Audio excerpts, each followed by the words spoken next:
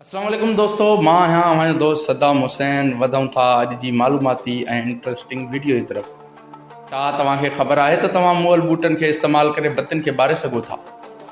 दुनिया जे केतिरनि ई मुल्कनि में कोयले मां बिजली ठाही वेंदी आहे, जेका बुनियादी तौर ते मुअल ॿूटनि मां, जेके हक़ीक़ी तौर ते करोड़े साल पुराणा आहिनि, उन्हनि मां पैदा कई वेंदी आहे। जॾहिं लखें सालनि ताईं ॿूटनि जा तहनि मथां ठहंदड़ तह छिपनि ऐं मिटी जे हेठां दॿायल हुजनि त उन जो नतीजो कोयले जी शक्ल में ज़ाहिर थींदो, जेका भूरे कारे रंग जी लटेदार सेडिमेंट्री छिप आहे जेका ॿरे थी। कोयलो कार्बन ऐं हाइड्रोकार्बन जो ठहियलु आहे, जेको सरासर ॿरण जहिड़ो आहे। उहा तवानाई जेका समूरनि छिपनि ऐं मिटी जे हेठां मौजूदु ॿूटनि में फाथल हुई, उहा कोयले जे ॿरण जे नतीजे में ख़ारिज थिए थी। बिजली खे पैदा कंदड़ कारखाना बिजली घर कोयले खे ॿारे बाफ़ खे ठाहिनि था ऐं बाफ़ वरी चरखियुनि टर्बाइन्स खे हरकत ॾियारे थी, जेका बिजली खे पैदा करे थी। कोयलो हिकु पिंड पहण जो ॿारणु आहे जेको क़दीम जानवरनि ऐं ॿूटनि जे मुअल जिस्मनि मां ठहियो आहे।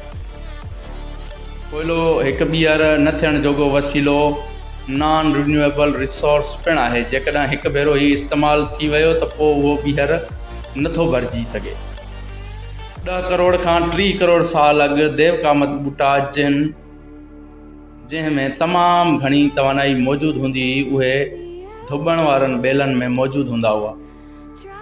देवकामत ॿूटा मरी विया ऐं दफ़न थी विया। जीअं ई उहे सड़ण लॻा त उन्हनि नबाताती कोयलो पीट जे नाले सां सॾजंदड़ मवाद खे ठाहियो। करोड़े सालनि ताईं गॾु थियल रओ या लटनि ऐं गर्मी नबाताती कोयले खे दॿायो, जंहिंजे करे मुख़्तलिफ़ क़िस्मनि जा कोयला जहिड़ो कचो कोयलो, आला क़िस्म जो कोयलो ऐं चिंबड़ंदड़ कोयलो ठहिया। कचो कोयलो भूरे रंग जो थिए थो ऐं हिन में काठ जी शक्ल मौजूदु हूंदी आहे। आला क़िस्म जो कोयलो मादनी कोयलो पिणु सॼो वेंदो आहे। उहो आहिस्ते आहिस्ते ॿरे थो ऐं हिन सां तमामु घटि रख ठहे थी। अगरि तव्हांखे असांजी वीडियो पसंदि आई हुजे त असांजे चैनल खे सब्सक्राइब कंदा, वीडियो खे शेयर कंदा पंहिंजे दोस्तनि सां, जीअं हुननि खे बि मालूमात मिली सघे। ॾींदा असांखे इजाज़त।